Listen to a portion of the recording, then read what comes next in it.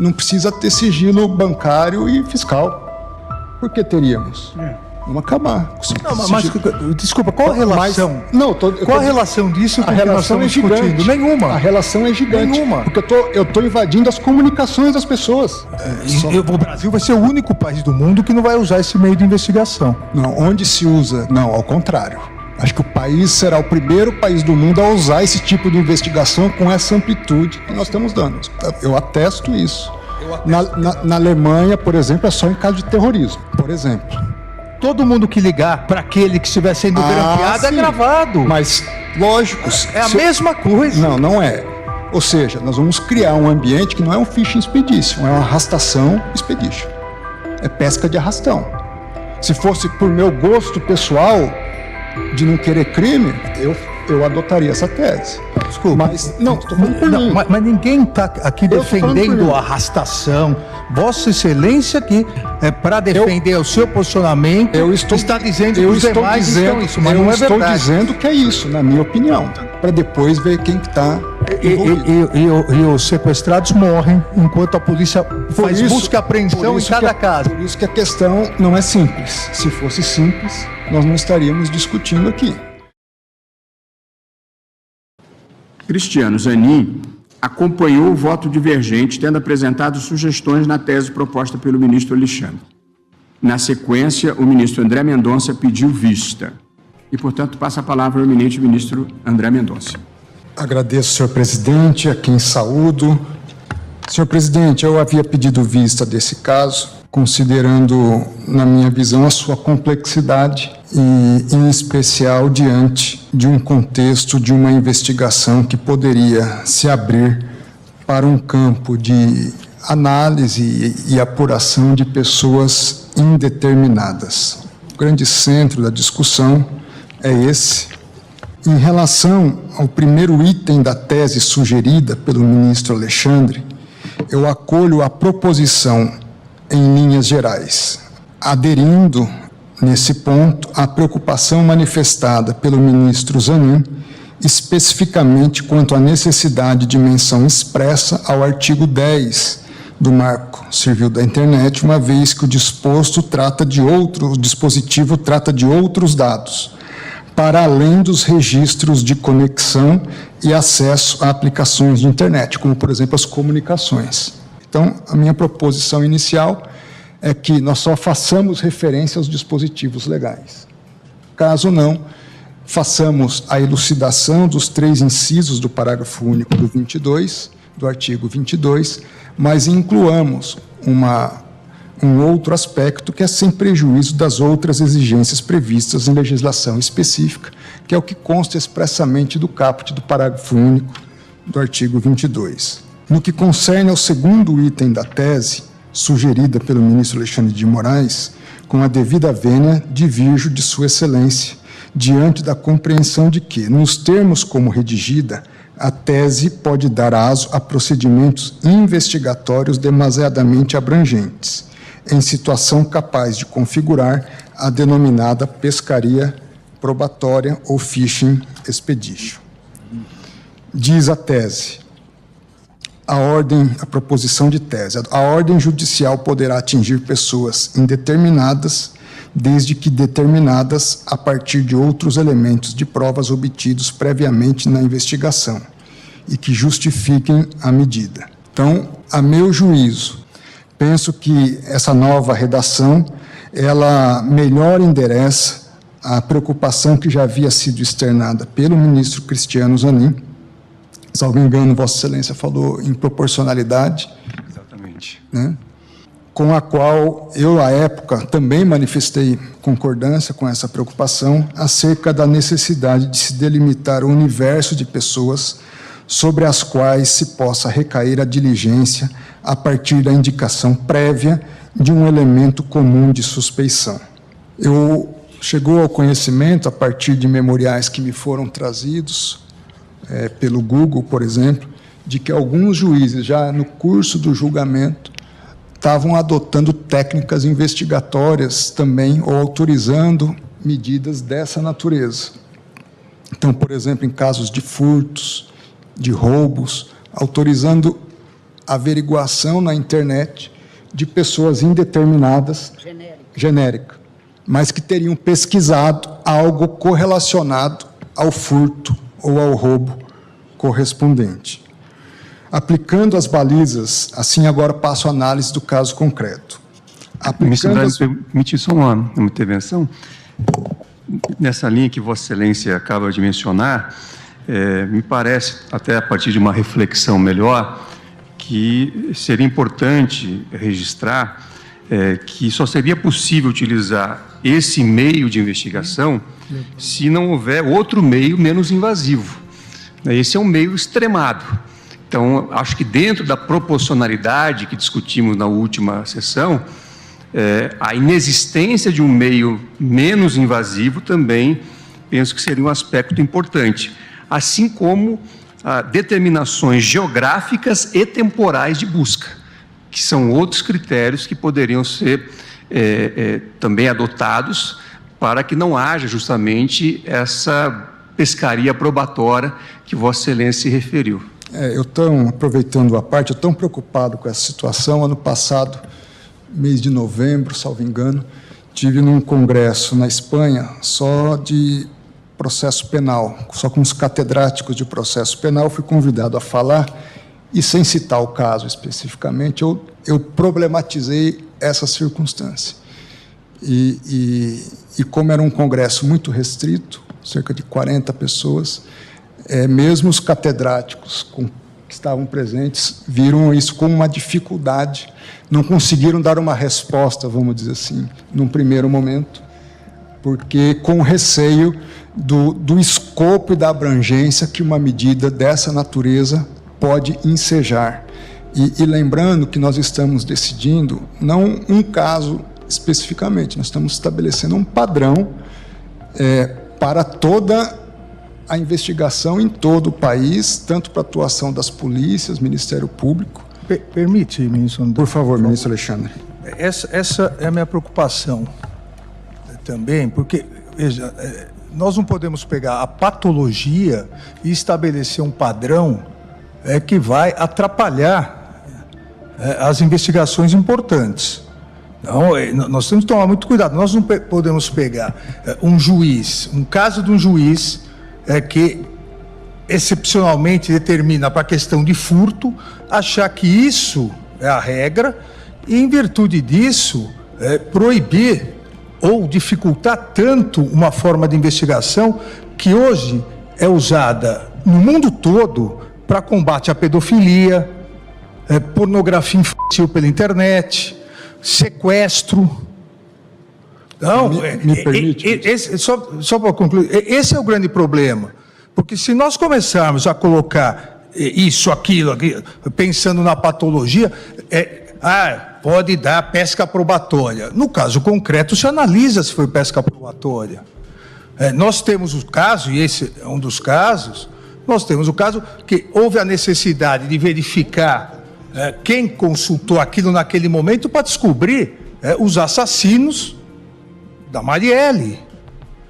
Olha, isso não é patologia, não é pesca probatória. Exatamente por isso, e obviamente o ministro Zanin já tinha colocado alguns tópicos para aprimorar a tese, exatamente por isso que é diferente falar em pesca probatória ou pessoas indeterminadas, desde que determináveis a partir de outros elementos e provas obtidos. A minha grande preocupação, o ministro André, já devolvo a palavra, a minha grande preocupação é ficar uma redação que vede pessoas indeterminadas, mesmo que determináveis. Nós tivemos recentemente, isso deu grande relevância, porque o juiz, na audiência de custódia, soltou os 3 sequestradores de 2 casais de idosos. O tribunal rapidamente depois reverteu isso. Mas por que se chegou aos sequestradores?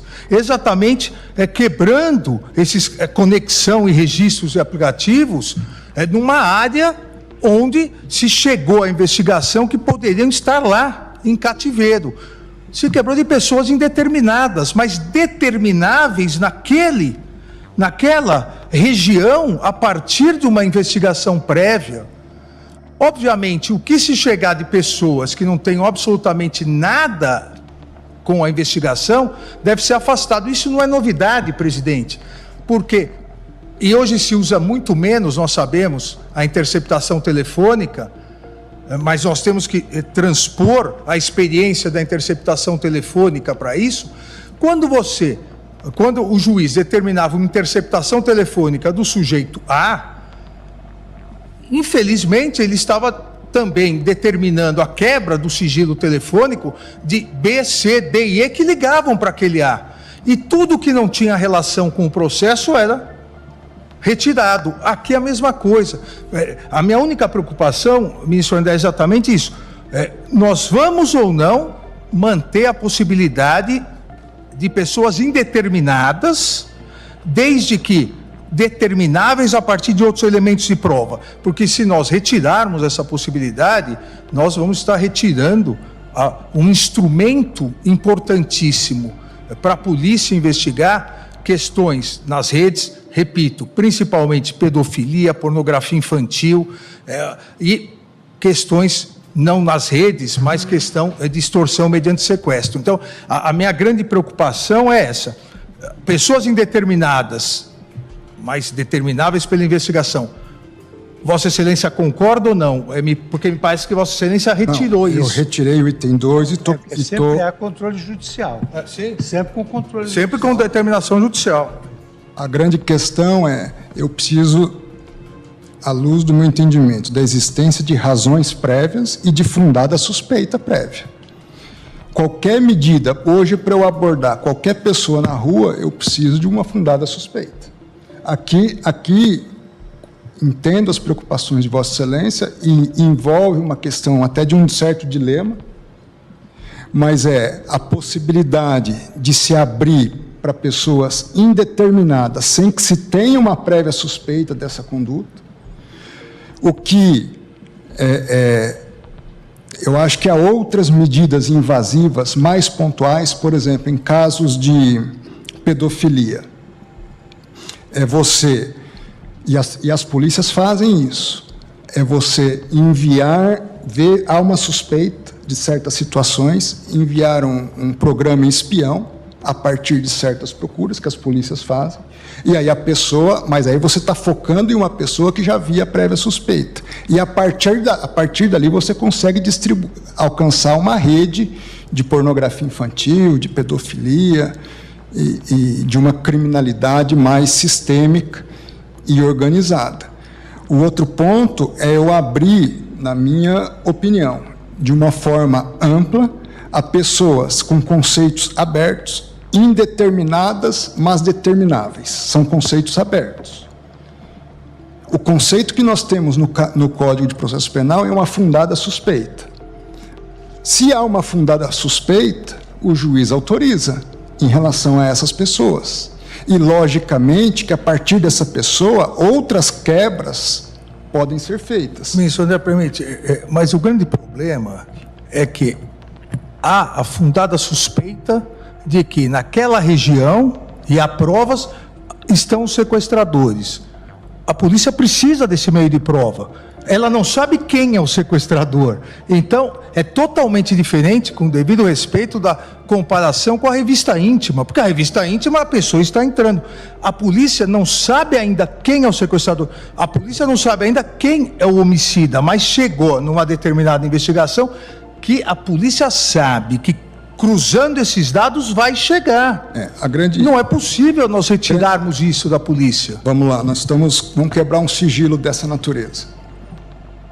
E longe de mim dizer que a questão é simples. Ministro, mas vamos quebrar o concreto. Pois não. Por exemplo, no caso dessa vereadora, o que se fez foi uma busca, essa pesquisa, em todos aqueles que ingressaram na rede mundial de computadores para pesquisar naquela área. O nome dela. Então, o nome, os horários, a agenda dela. Ou seja, todos os brasileiros. Não, aquela área. Antes dela ser. Todos os brasileiros que fizeram a pesquisa, e tem um período posterior ainda no pedido. Ainda alcança um período posterior, logo após. Ou seja, todo mundo depois do homicídio foi lá e fez a pesquisa. Não, foi quem pesquisou, não só o roteiro dela, não só a agenda dela, como posteriormente pesquisou as câmeras do local. Qual o interesse de pessoas em saber câmeras do local? Bom, é um método investigativo importante. Dúvida honesta. O caso Marielle, a princípio, está resolvido.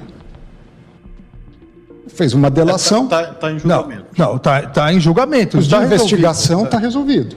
Não, até porque nós sabemos que ninguém pode ser condenado somente pela delação. Então, as provas estão sendo validadas.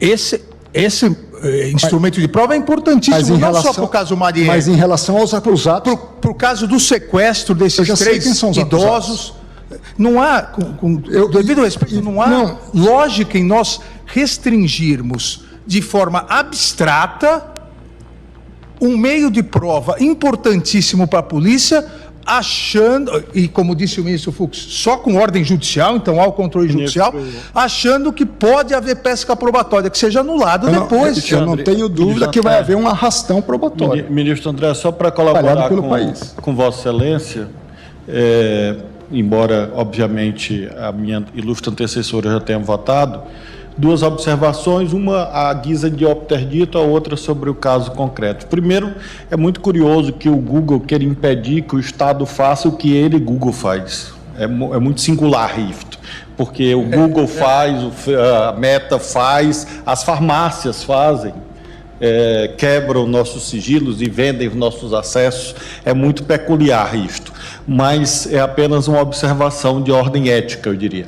Mas em relação ao caso concreto, ministro André, apenas uma ponderação.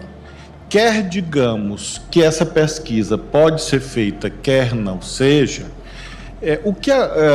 para que chegue a fundada suspeita, provavelmente, de algum modo, a pesquisa será feita.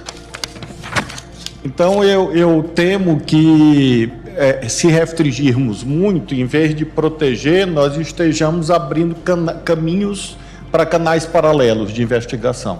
Porque quando você restringe muito a investigação, impede, ela acontece por meios paralelos. Alguém vai dizer, nesse caso, sem a colaboração do Google.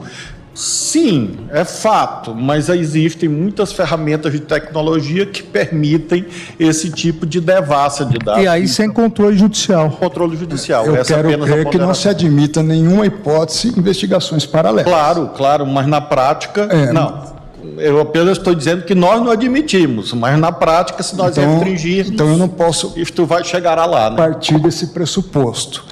Então nós vamos, e não são só as pesquisas do Google, nós estamos aqui autorizando as comunicações, uma série de dados de um número indeterminado de pessoas. Por isso que eu estou falando, é um dilema. Qual o limite da investigação? Nós podemos tomar decisão, por exemplo, eu apoiaria, não precisa ter sigilo bancário e fiscal. Por que teríamos? Vamos acabar. Desculpa, qual a relação? Qual a relação disso com o que nós estamos discutindo? Nenhuma. A relação é gigante. Nenhuma. Porque eu estou invadindo as comunicações das pessoas. Não, mas há uma investigação prévia que aponta essa necessidade. Não tem nenhuma relação com acabar com o sigilo bancário das pessoas. Nenhuma relação. Eu, quando faço uma quebra dessa natureza, eu pego tudo. Eu pego o que tem de bom, o que tem de ruim, o que tem de intimidade, o que tem correlação com o crime específico, o que não tem. Quando se faz uma interceptação telefônica também. E tudo que não é relacionado é descartado. Mas é relacionado a pessoas determinadas. Da mesma forma, nós não a pessoas indeterminadas. Não, a pessoas indeterminadas. Todo mundo que ligar para aquele que estiver sendo grampeado é gravado. Mas, lógico. É a mesma coisa. Não é. Uma coisa é eu pegar um suspeito quebrar todos os e-mails dessa pessoa e vou ter as comunicações das pessoas com esse determinado indivíduo. Outra coisa é eu abrir para um número indeterminado de pessoas que falaram com outras N pessoas. Mas é um indeterminado, determinável pela investigação. Eu gostaria que Vossa Excelência apontasse, porque essa é a importância da discussão, apontasse aonde estão sendo feitos os abusos na prática pela polícia. Não estão sendo feitos. Até hoje não tem essa tese. Né? Não estão sendo feitos. Estamos discutindo isso hoje, a primeira vez. Ministro André, a espacialidade, Mas serão feitos. A espacialidade e a temporalidade não satisfazem Vossa Excelência como critério de controle? Não, o que satisfaz é a fundada suspeita. Fundada suspeita. E a proporcionalidade. Indeterminável, proporcionalidade, exaurimento de meios menos invasivos, Eu tenho que identificar uma pessoa. Porque você não vai quebrar o sigilo da pessoa numa de Roraima investigação, pelo assassinato do Rio de qual é a Janeiro. diferença de raciocínio? Numa investigação, eu parto de um indivíduo para o todo. Eu estou querendo partir do todo para achar um indivíduo. Esse é o raciocínio que a gente precisa fazer. Vossa Excelência me permite, seria muito aberto se nós dissermos, é possível o afastamento mediante ordem judicial fundamentado em sigilo de dados, mas não é o caso. É possível no âmbito de investigação criminal. Uma investigação criminal, ela só se inicia em relação à pessoa suspeita. Sim, mas o que se está decidindo aqui é se eu posso, para descobrir, além dessa uma pessoa suspeita, outros suspeitos que eu não conheço. Sim. Por isso que, se é para uma pessoa suspeita, ótimo. Se é para as pessoas, a partir de uma pessoa suspeita, eu identificar outras pessoas correlacionadas a essa pessoa, ótimo. O que eu não posso é partir do geral para o particular. Mas não é isso que se pretende. Extorsão mediante sequestro, você tem uma pessoa, você tem um local, você tem o dado de uma pessoa não identificada ainda, mas você tem no cruzamento de informações. A polícia não vai mais poder pegar toda aquela região para saber aonde é o cativeiro. Não há lógica nisso. O que não vai se poder, na minha ótica, é quebrar o sigilo de todo mundo daquela região para depois ver quem que está envolvido. E os sequestrados morrem enquanto a polícia faz busca e apreensão em cada caso. Por isso que a questão não é simples. Se fosse simples, nós não estaríamos discutindo aqui. Por isso que são juízos de valores que nós precisamos fazer. Qual o limite de uma investigação? Essa discussão. Recentemente foi noticiado um caso concreto assim, uma pessoa com abuso de confiança utilizou no mesmo endereço da pessoa fraudada o seu cartão de crédito e repassou esse cartão de crédito para várias outras pessoas que fizeram compras numa zona imensa, que é a maior zona eleitoral da América Latina, que é a Zona Oeste. Então, com essa pesquisa semelhante à que os autos revelam, conseguiu-se detectar nessa Zona Oeste as lojas em que esse cartão foi utilizado, as pessoas que tinham o hábito de comprar nesse estabelecimento e chegou-se à autoria e à coautoria do delito. Mas você investigou o objeto, você não investigou as pessoas. Não, investigou as outras pessoas. Não, você investigou o objeto. Onde usou, onde passou a máquina, aí você foi determinando. Agora, você não fez uma busca na internet, é diferente a situação, com a devida vênia. Quanto a isso, eu não tenho dúvida. Agora, eu pego lá, quem pesquisou isso, quem pesquisou aquilo, comunicação de todo mundo. Aí, vamos lá, eu estou pesquisando uma lavagem de dinheiro.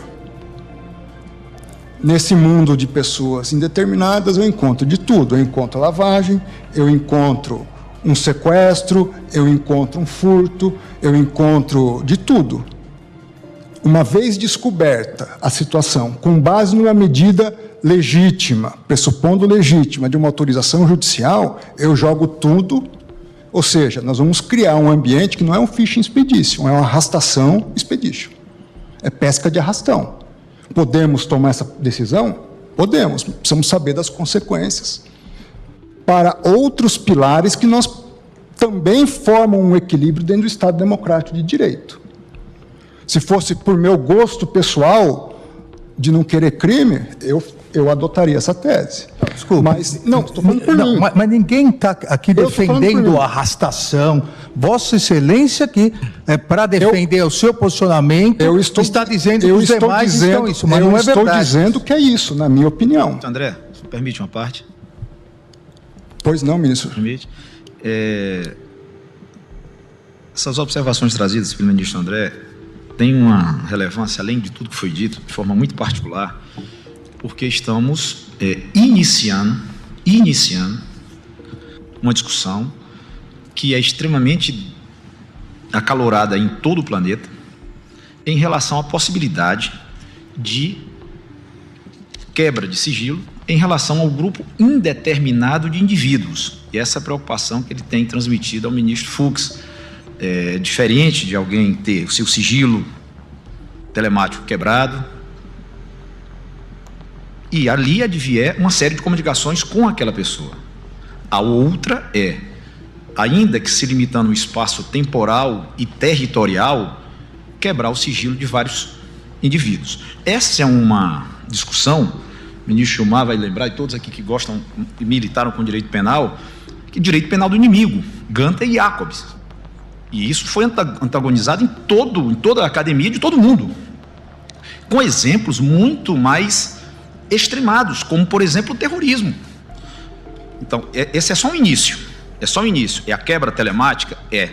A única hipótese... Depois buscas e apreensões sem individualização.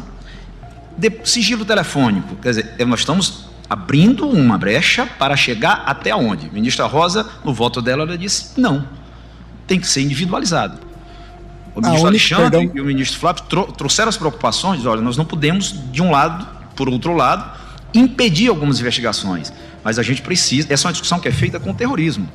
Se, por alguma razão, a polícia do DF tem conhecimento de que existe um artefato em uma determinada quadra, essa discussão é planetária.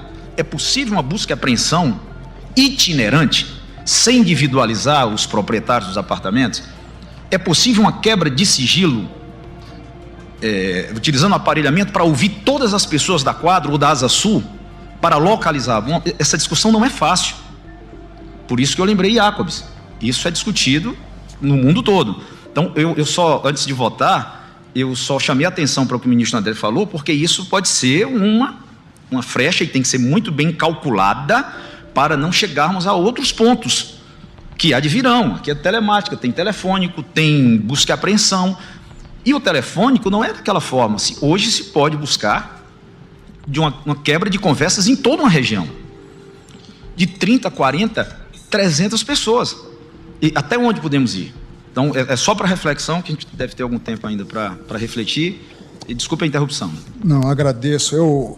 Finalizando, senhor presidente, eminentes ministros, no caso concreto, aplicando as balizas até aqui apontadas, à luz do caso concreto, eu acompanho a eminente ministra relatora, a ministra Rosa Weber, dando provimento ao recurso extraordinário para conceder a ordem mandamental e, em consequência, cassar o item 5 da decisão proferida em 27 de agosto de 2018 pelo juízo da 4ª Vara Criminal da Comarca do Rio de Janeiro, capital, facultando-se que outra seja proferida desde que observados os limites formais e materiais dos direitos fundamentais, à privacidade, à proteção de dados pessoais e ao devido processo legal, de acordo com as balizas que estabeleço no meu voto. Ou seja, tem que haver fundada suspeita prévia e essa proporcionalidade. Quando o ministro Zanin coloca não haver outros elementos menos invasivos, está coberto de razão.